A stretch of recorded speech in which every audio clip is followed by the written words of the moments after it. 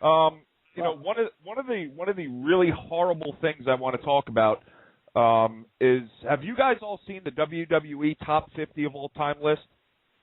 Yeah, I actually did kind of catch some of that.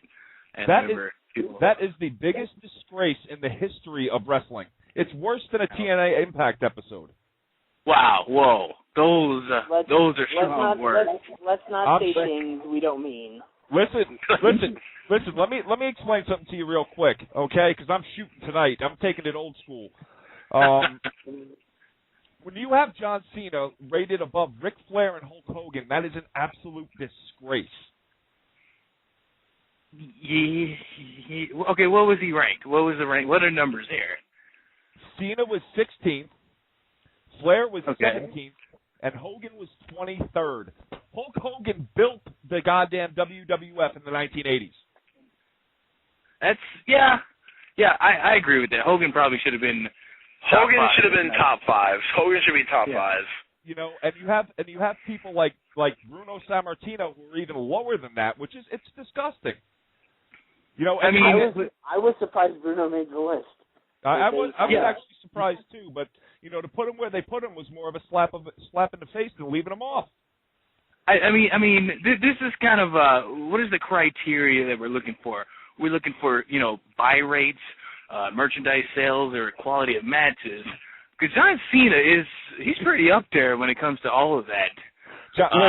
Listen, compared to Austin, compared to The Rock, compared to Hogan, he hasn't drawn shit. Wow.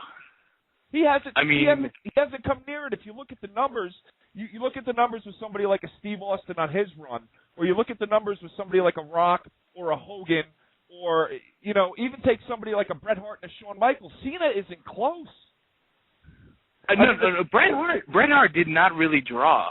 Well, he didn't draw a lot of money, but in comparison to the business time, if you look at the time in the business when Bret Hart was champion, and you take all the factors into consideration, Bret Hart still drew. I mean, at this point, you know, couldn't you say the same thing about John Cena then? Huh? You're going to play that game? Couldn't you say the same thing about John Cena then? No, you couldn't, because John Cena hasn't drawn the same percentage of money as the other guys. I've done the research on it. If you compare based on a publicly traded company to what they used to be, and you take the numbers and you factor in the percentages, he's not close. It's just not possible. He's not there.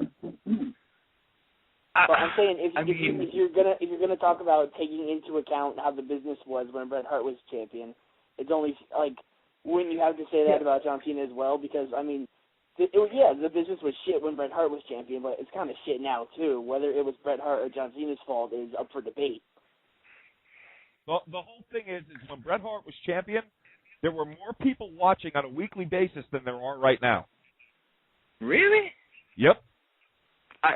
Go look at the listen, the ratings are in the high 3s and low 4s when Hart's champ.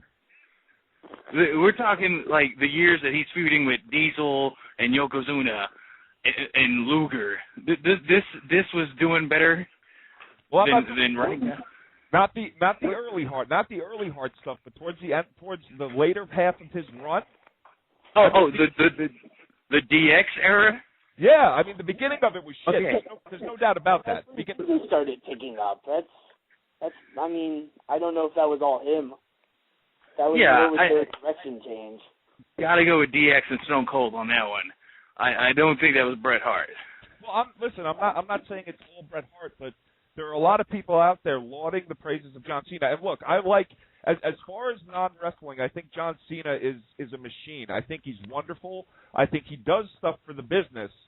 But people are already starting to put Cena in the context with the greatest of all time, and that shit ain't happening. Well, I mean, he's on course. I don't think I like Cena. I've never been a Cena basher, but he's had matches with everyone. Michaels, Taker. I think people just like idolize the people they grew up with. Like I think the same way we say that like, you know, John Cena's no Ric Flair. Like when Ric Flair was going, like the people were like, this Ric Flair is no like, I don't know, fucking Buddy Rogers or some shit. You know what I mean? Yeah, he's no Lou Thesz. He'll never be Lou Thesz. You know what I don't know. We're talking about the top 50. I agree, Hogan. We all know the reason behind that. there's nothing more than TNA and all that stuff, and probably even Ric Flair. But I don't know. Honestly, I think I would put Cena in front of Flair. Not Hogan, but I would put him in front of Flair. And I love Flair. Now, are we talking like Flair and WWE? Because Flair and WWE didn't really do that much. Like, he was, a one-time champion. That was about it. You see, here's the problem. They're not talking about WWE, because if they were, they wouldn't have put Harley Race at number 6, which makes no sense to me. Yeah. I didn't know that. Yeah. Harley Race is number 6 on the list. I mean, I would have to see the criteria for the judging. I'll tell you the reason Harley Race is number 6, because Triple H is a really big fan of his. There you go. That's the main reason. Yeah, there you go. Triple H really likes Harley Race. But I mean, Ric Flair like his best friend? Then wouldn't you think he would be? Well, apparently. Well, then maybe the TNA thing dropped him. You don't know. Maybe they just dropped him because of TNA. Yeah, I see that happening. So who was number 1? Shawn Michaels, right? Yeah, Shawn Michaels was number 1. Do we have beef with that decision? I don't really have beef with the top 5. It's when you get lower. I mean, outside of Hogan not being up there, it's the lower the top few guys I understand. I mean, Taker's in there, and he has to be because he's been there forever.